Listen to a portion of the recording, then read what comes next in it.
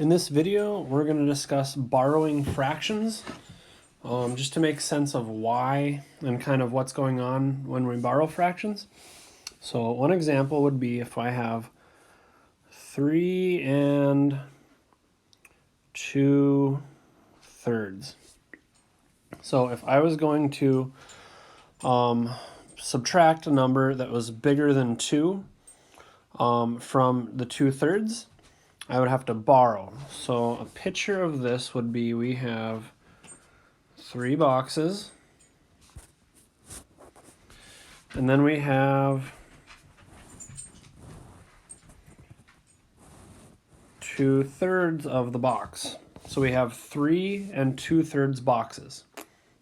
So if we borrow, we would have to borrow one entire box. So this box would go away. So we'd have 2 full boxes, but then to substitute that, we would need to add in the one box that we lost. So we would be adding 3/3 to it.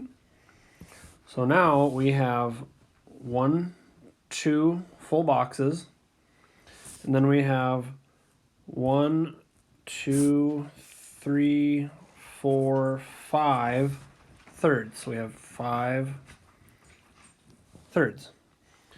So 3 2/3 is the same as 2 5/3, but it gives us a bigger numerator so that we can subtract.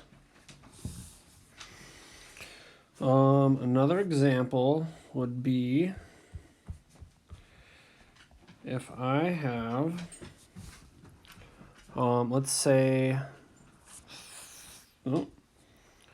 3 minus 1 1/4.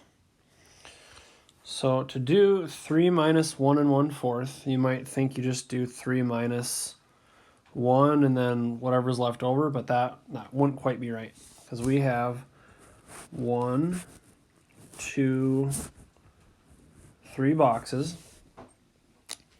and we have to subtract our fractions first. So what we could do is we could change the 3 to a 2, and then we would have 2, and we'd separate that 1 into fourths. So we would have 2 and 1, 2, 3, 4 fourths.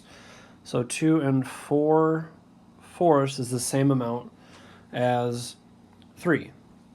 So now we can go 4 minus 1. So we'd first subtract our fraction. So 4 fourths minus 1/4. It would get rid of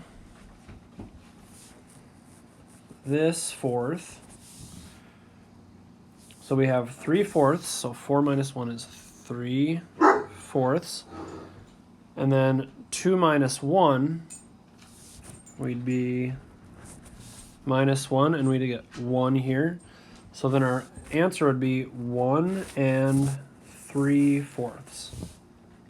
Okay, I hope this clears any confusion about borrowing fractions up. Now go and apply it to your problems. Okay, bye.